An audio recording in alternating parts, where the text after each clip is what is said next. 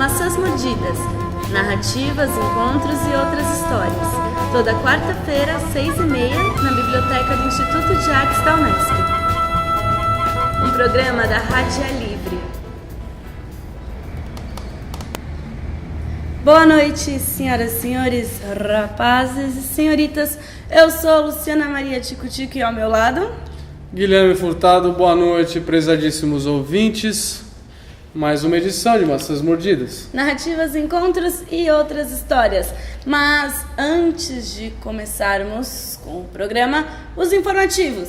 Se você que enviou um texto não teve o seu texto contemplado entre as leituras do programa, você não fique triste, você não fique chateado, porque o seu texto com certeza aparecerá em uma das próximas edições, que não acontecerá na quarta-feira que vem, mas sim na primeira quarta-feira de agosto, quando retomarmos as aulas. Um recessinho, umas férias, nem que sejam curtas, é bom para qualquer um, inclusive para o corpo. Para a cabeça, não? E para o coração. E para o coração. Estamos em greve, mas isso não quer dizer que estamos já de férias. Estamos mobilizados e trabalhando para quê? Trabalhando muito. Para quê? Para muitas propostas, na verdade, de toda a Unesp e o Estado todo, em função de uma pauta unificada que tem como princípio uma das coisas que estamos fazendo aqui, a permanência estudantil, a capacidade de um estudante continuar tendo condições de estudar. Afinal de contas, é um estudante.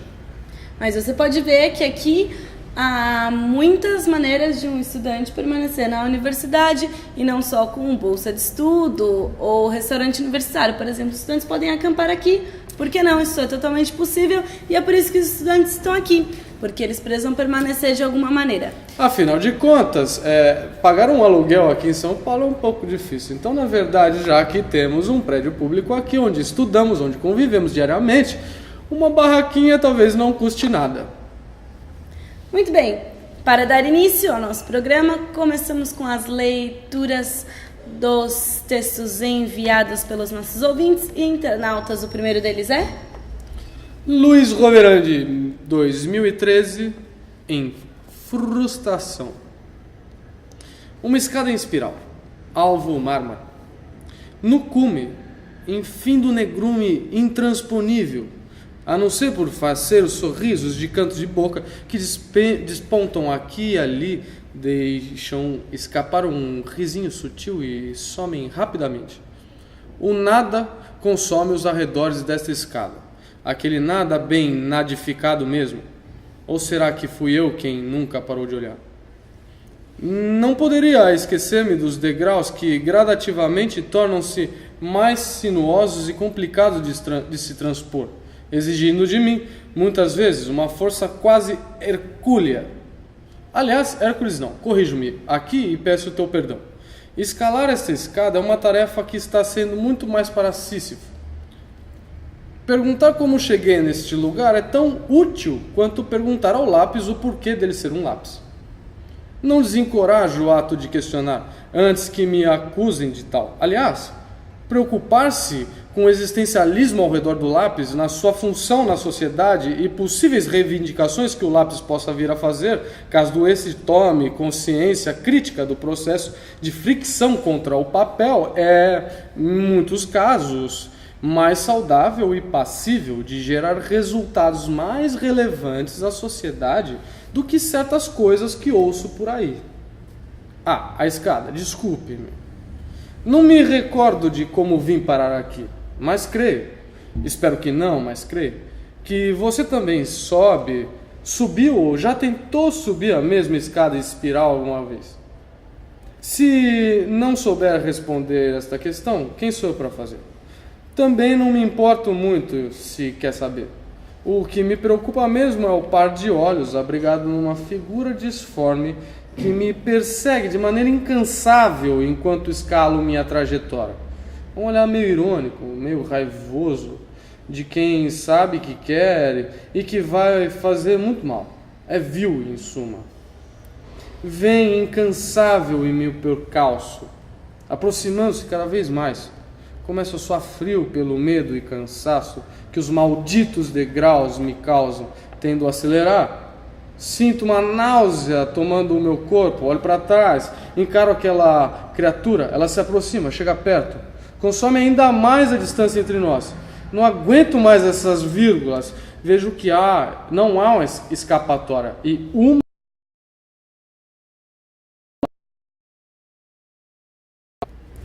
Esse foi Luiz Roveran, 2013, em Frustração.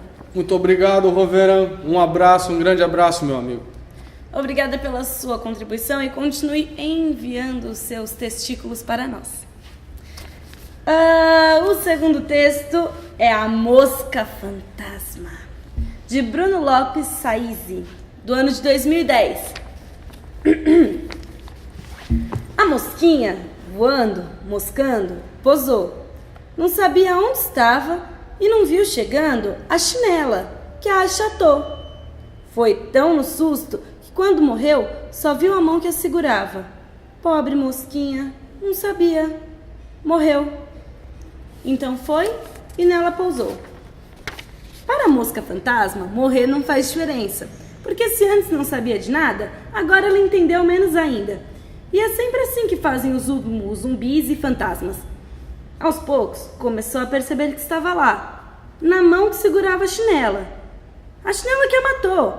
E estava sendo chacoalhada, esfregada, roçada, coçada. Mas as coisas passavam através de si. E ela continuava ali. A mosquinha gostou de ficar ali. Enquanto a pessoa se debatia em agonia, só de ela estar ali. Ela batia as asinhas de vez em quando, para a pessoa nunca deixar de se sentir atormentada. Mas depois de algum tempo, começou a perder a graça. A pessoa toda machucada parou de tentar tirá-la dali. Então a mosca começou a subir pelo braço, pois seu instinto lhe dizia: cérebros! A mosquinha não tinha um terrível plano de vingança. Tudo o que ela fazia era por instinto. Era uma mosca, só que uma mosca fantasma. O desespero da vítima só aumentava, enquanto da boca da mosca ela se aproximava. Sabia que não podia fazer nada, só rezava e a mosca zumbizava, no lábio, no dente, até o céu da boca. Daí foi, goela abaixo, e fez um rolê no bucho, que logo foi esvaziando em golfadas compulsivas para o alto, para o lado, para cima e para baixo, mas a mosquinha continuava lá. Fantasma! De lá poderia ir para qualquer parte do corpo. Bateu suas asinhas e voou através dos tecidos cartoplatinosos, passando por vários órgãos e trazendo todos os tipos de mazelas. Quando chegou no cérebro, não foi diferente. A agonia no assassino, que já clamava pela morte. Ele batia a sua cabeça na parede fortemente. A mosquinha sente como se o crânio fosse abrir, expurgando-a para fora junto com o próprio cérebro do paciente. Antes que isso aconteça, nossa mosquinha fantasma sai rapidamente dali. Volta para a mão. A mosquinha não quer que a brincadeira acabe. Essa foi a grande mosca fantasma de Bruno Lopes Saizi. Muito obrigada, meu querido, por essa sua contribuição. E continue enviando seus testículos para nós também. Próximo. De Silene Hor. Silene Hor. O pulsar teu olhar. O teu olhar. Na primeira vez em que vi o teu olhar, não dei nenhuma importância e fugi diversas vezes dele. Não entendi, não queria entender. Rejeitei, neguei, disfarcei, mas me incomodei e até me irritei, pois o teu olhar espia-me e condenava-me. Pensei em todas as insanidades que já cometi, mas em nenhuma delas vi o teu olhar, para que pudesse lembrar por que tu estavas a me olhar. Mas nada me ocorria. Por isso perguntava-me o porquê do teu insistente olhar. O tempo passou. Na segunda vez que vi o teu olhar, reparei, olhei, pensei, gostei e até saboreei. Comecei a experimentar algo familiar que me passou a me agradar. Os olhos do teu olhar me cativaram e passei a te gostar. Foi assim.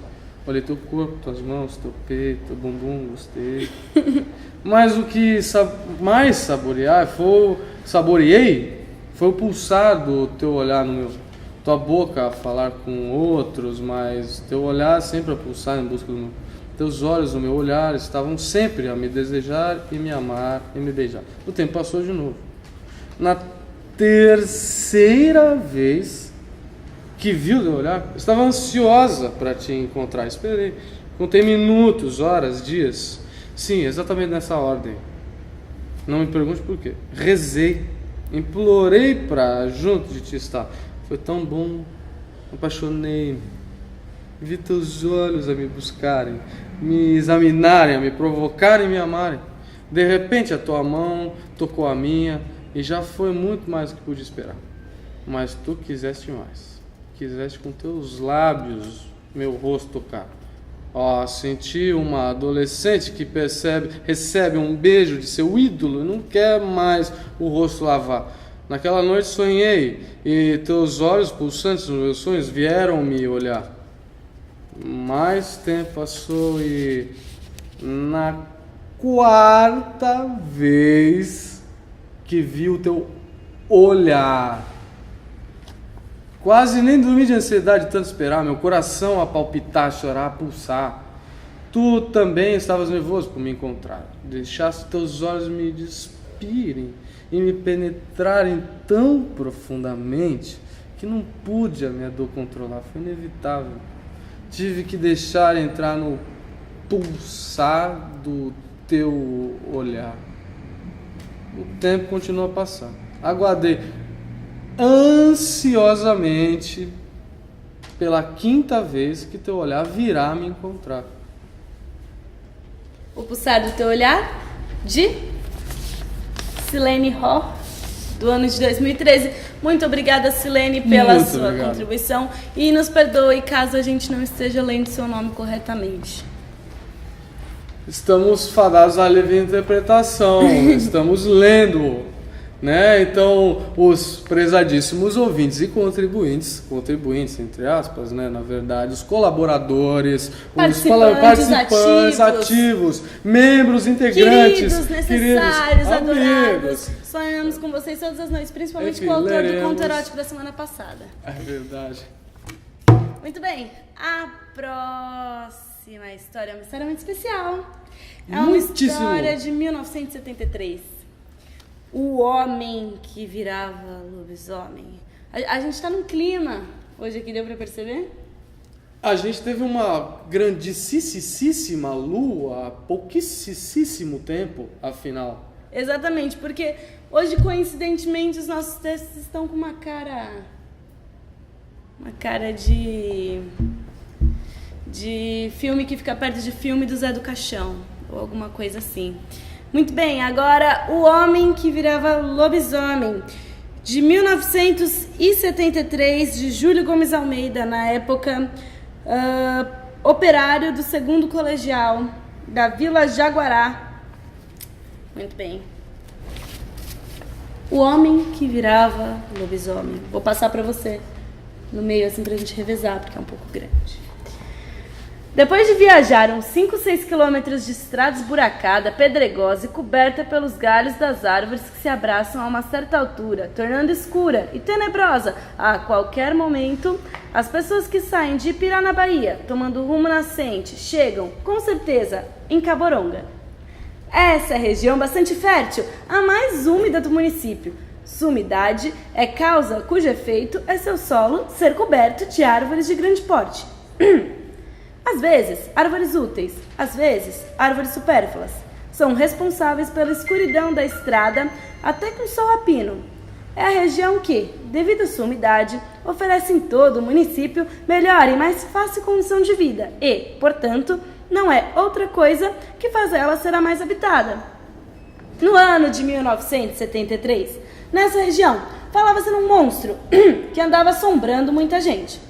Durante um bom espaço de tempo, em consequência disso, a gente viveu pisando em brasa, entre a casa do já falecido Francelino Raposa, Deus o chame lá, e a bodega do Cazuza Lima.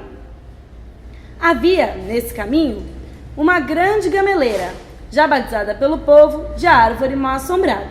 E logo ali que, segundo os mais velhos, antigamente costumavam aparecer braço, perna, cabeça e outras partes de corpo humano pendurado, perguntando se podiam cair a quem ousava passar por ali, altas horas da noite.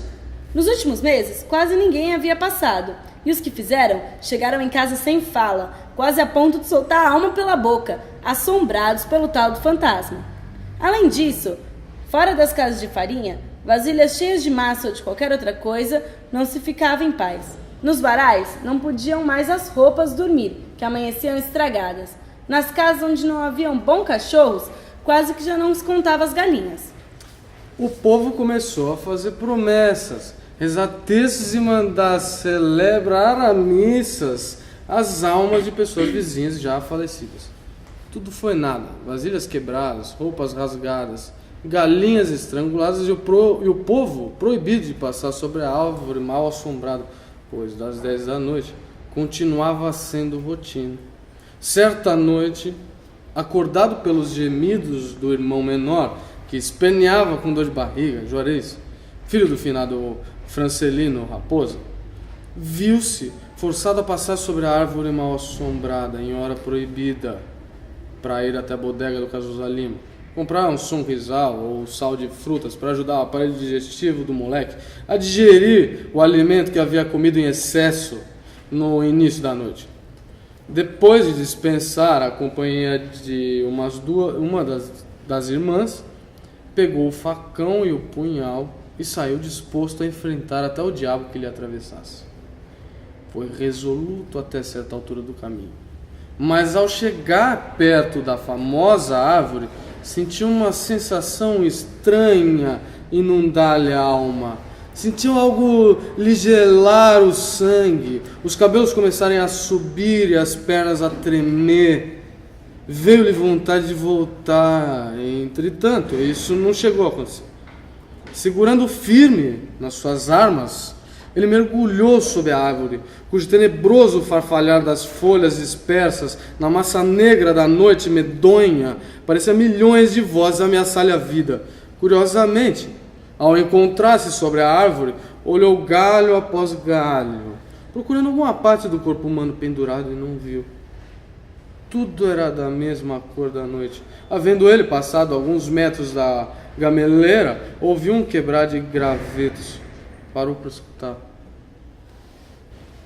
Seus cabelos começaram a subir novamente.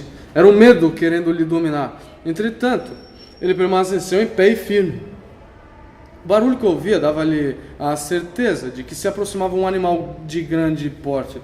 Apertou suas armas com mais força e deteve-se a esperar. Não esperou muito. Saiu a coisa ruim. Era um não sei que mais negro que a noite, maior que carneiro e menor que um jumento. Saiu e estacou-se no meio do caminho com o traseiro para o lado direito de quem vai da Caboronga para a cidade. Depois de alguns minutos de meditação, ele resolveu passar por trás da feroz sombra. Ele, como eu, não sabia. Foi andando vagarosamente. Nem morto ele desistiria. É claro, e é evidente que não poderia desistir. Aquele, para ele, era o momento de desvendar o mistério ou perder a vida. Foi se aproximando e o negócio, como disse ele, permanecia inerte. Ao emparelhar-se, não contente com a quietude da coisa ruim, ele resolveu enfiar o punho no vulto para ver se era mesmo real. Veja o que é curiosidade. Fez, enfim, capé num rebentão e montou o ferro que entrou macio até topar osso. Depois de um gemido medonho, o bicho enfiou-se mato adentro, causando um barulho bem maior do que causara quando viera. Sem sombra de medo, Juarez seguiu para a bodega do Cazuza Lima. Lá não havia ninguém, as portas estavam escancaradas. Isso lhe deixou muito assustado. No outro dia correu na boca do povo a notícia que, acidentalmente, Cazuza Lima levara uma furada no traseiro. Enquanto todos comentavam o assunto e faziam visitas ao enfermo, Juarez guardava em si a certeza de que Cazuza Lima virara Lobisomem.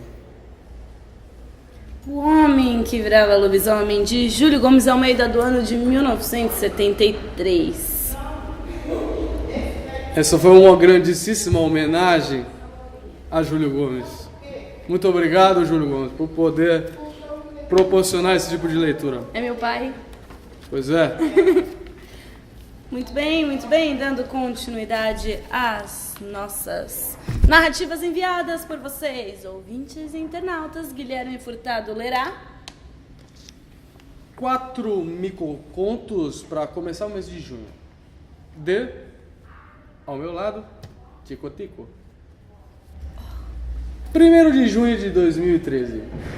Minha casa será cheia de velas e flores, contornando as paredes por várias vezes. Se for preciso, vou assaltar cemitérios e igrejas. Vou provocar todos os santos. Meu amor vai ficar lindo. 2 de junho de 2013. Vomito o almoço. Compro flores. Digo que não vou porque estou doente. Meus amigos sempre respondem, de novo. 3 de junho de 2013. Era uma vez em uma terra onde homens eram mais felizes. Os urubus só rodeavam a carne podre. 4 de junho de 2013. Pergunte aos ponteiros por onde andei. Pergunte ao pó sobre minhas pegadas. Essa foi a colaboração de grandíssima companheira Luciana Maria Tico Tico, apresentando suas belíssimas contribuições literárias para todos nós nos divertirmos com tanta leitura. Muito bem, agora receberemos finalmente o nosso convidado dessa noite. Nosso convidado dessa noite quer ser entrevistado por mim ou por Guilherme Furtado?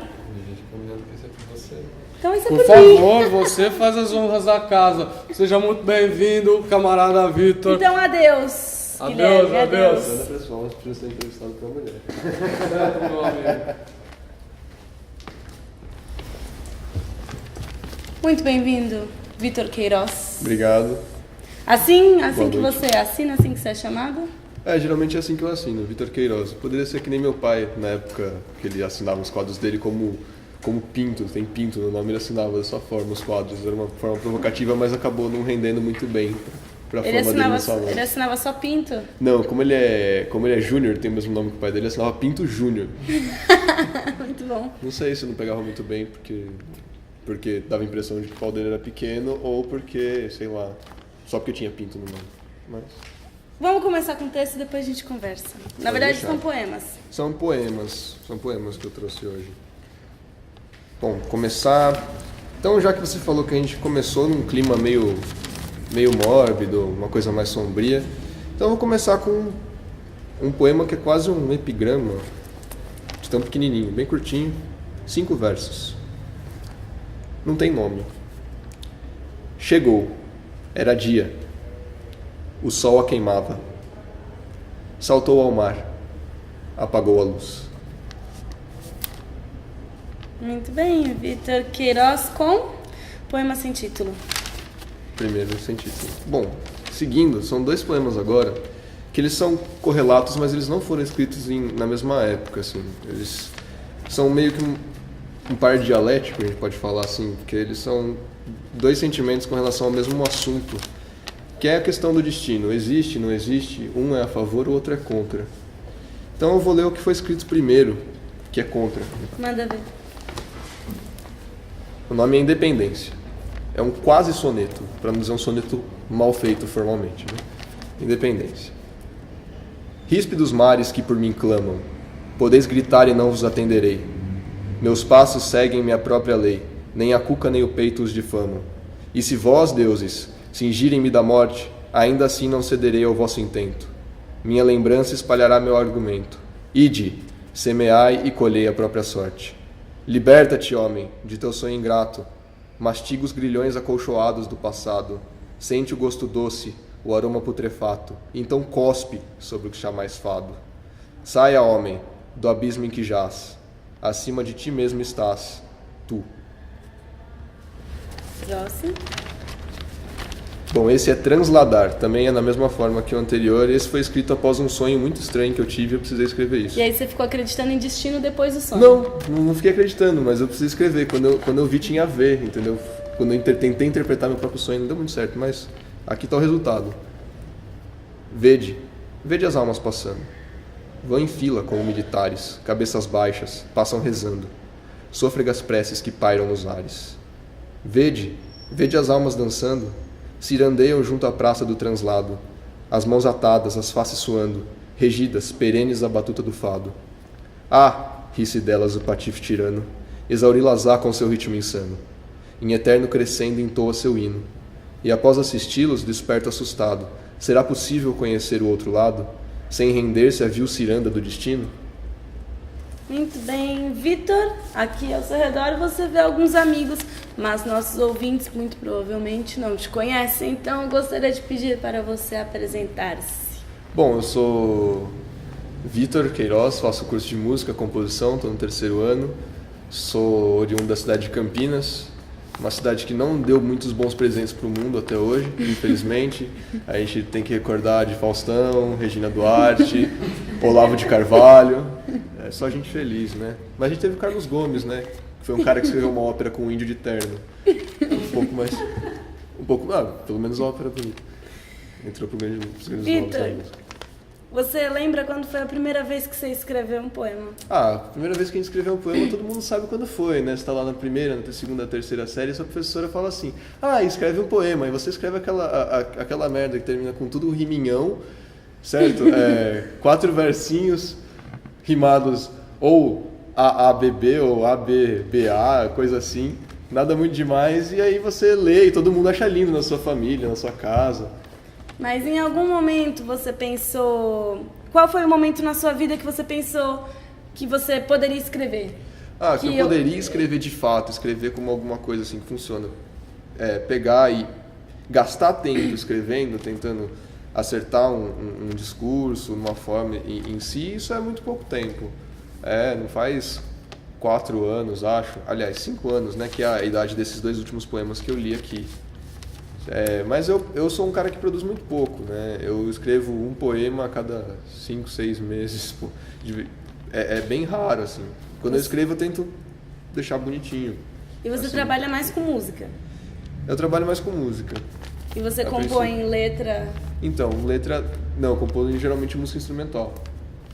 Mas mesmo assim, vamos continuar conversando e você continua lendo pra... Bom, o que eu trouxe aqui, eu tenho... Mas, na verdade, 2 poemas, que são de uma série que eu ainda não terminei, sobre nuvens. Foge um pouco do clima mais obscuro que a gente estava até agora, a gente passa para um ambiente um pouco mais claro, mais cheio de luz, mas ainda assim não tanto. Terminar Alto Astral. Ainda assim não tanto. Ele era para ter 4 poemas, os que eu vou ler são o 2º e o 4º, eu tenho o 2º, o 3º e o 4º escritos, então falta o 1º. Como o nosso cara da técnica que o Caio falou, pra mim, essa coisa de compositor, escreve primeiro pelo fim, né? Depois, quando chega no começo, não sabe o que faz. Então, é mais ou menos isso. O primeiro poema que eu vou ler tem um jogo de palavras, são 3 estrofes e um jogo de palavras no final, com as palavras das primeiras estrofes. Puro enovelar de sonho infindo, o que seria sentir do céu, se não enfadonho azul véu, que apenas finge sempre estar sorrindo? Das estrelas mausoléu, bela e doce errante nebulosa, o que seria sentir da alma, pueril, ingênua e calma, sem banhar-lhe a tez, a sua mágoa chuvosa, imundícia vergonhosa? Musa sombria da noite tenebrosa, das trevas o menestrel, teu corpo rouba, cruel, a luz até da estrela mais brilhosa. Ouve-me, deusa fiel. Doce enovelar errante, infindo, pura e doce mágoa nebulosa, derrama-as sobre mim, gotas de alma. Olhos chuvosos carecem de calma frente à noite da vida tenebrosa. Não mais a podem enfrentar sorrindo. E esse aqui que é a finalização dessa série, que na minha opinião é uma das coisas mais interessantes que eu já escrevi. Assim. Quero um amor como as nuvens, em que tudo há e nada é, senão condensação de águas que ora o atrito tempesteia, precipitam os desafetos, trovejam os dissabores, e então tornam a alvejar-se. Você falou que é uma das coisas mais interessantes que você já escreveu. Você se censura muito quanto ao que você escreve? Sim, talvez por isso que eu produza tão pouco. Porque eu começo a escrever, aí eu não gosto, aí eu corto, aí eu travo, e aí, às vezes eu volto, às vezes não, com mais frequência do que volto a escrever. Além do nosso programa, você vislumbra algum plano para as coisas que você escreve? Um livro, uma página? A princípio, olha, uma página sim. Eu criei um blog no fim do ano passado, fiz 3, 4 postagens, 3 delas com poesias que eu já tinha escrito, sendo uma delas com uma poesia que eu escrevi no ano passado mesmo, que é uma coisa nova que eu não trouxe aqui hoje, por problemas de HDs externos e derivados, coisas que só consegue fazer com o computador, né?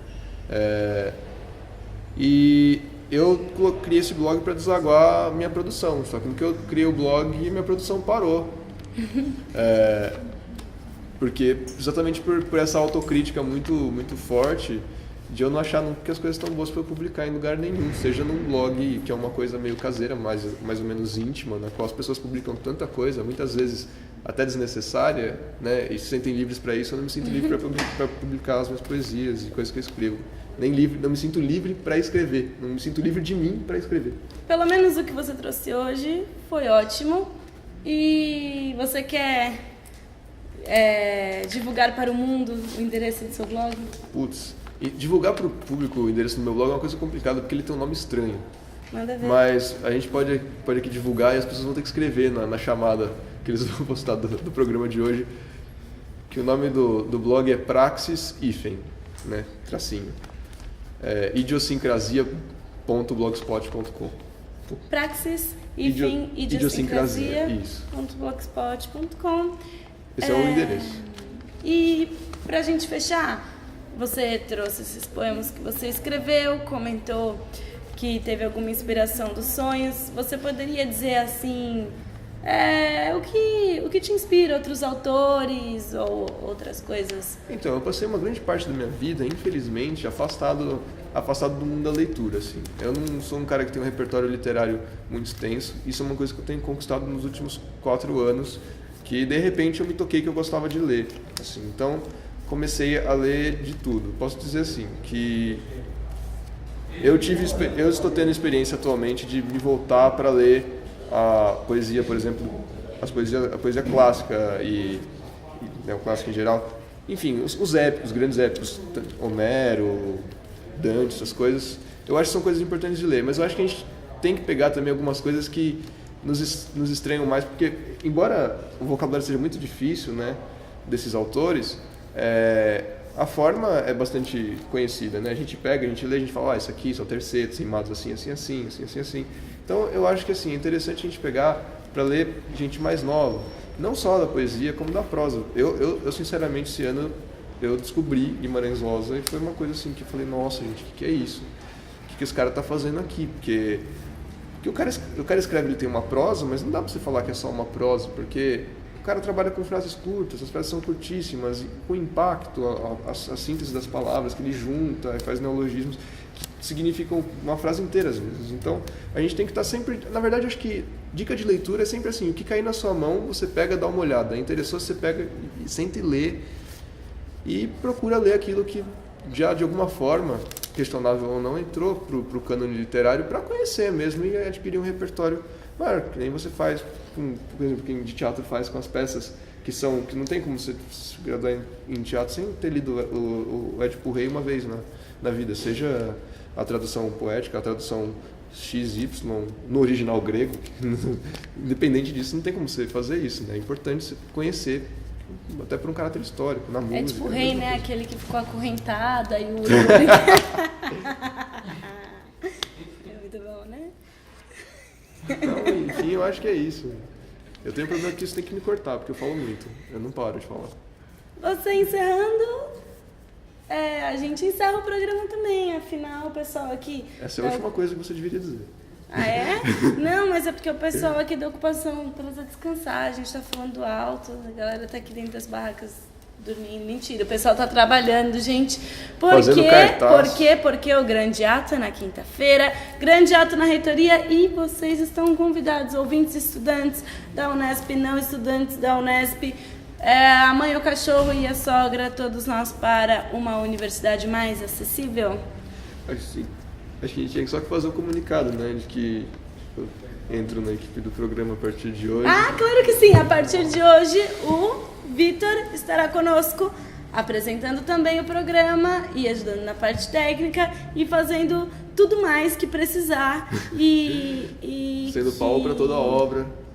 E que a gente pode precisar. E você também pode começar a nos ajudar, pode integrar a equipe da Radiar. Nós estamos precisando de pessoas que mexam com edição de vídeo, edição de fotos.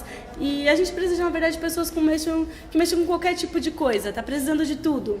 Então, vem aqui, nós poderemos te acolher.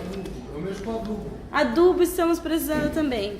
É bom cheirar, dar uma mais parecida nas ideias. Quem sabe trabalhar com bonsai é bom também. Você sabe, enfim, eu acho que essa parte de adubo, jardinagem pode ser bom para o tanto que a gente fica estressado, né? A gente podia fazer umas atividades de relaxamento. Aquela jardinagem de armário, né? Todo mundo conhece. Muito bem. Muito obrigada para você que assistiu nosso programa. Muito obrigada, Vitor, pela sua presença. E parabéns pelos poemas. Obrigado. Muito obrigada. Não tem que soltar a vinheta e a gente fica educado.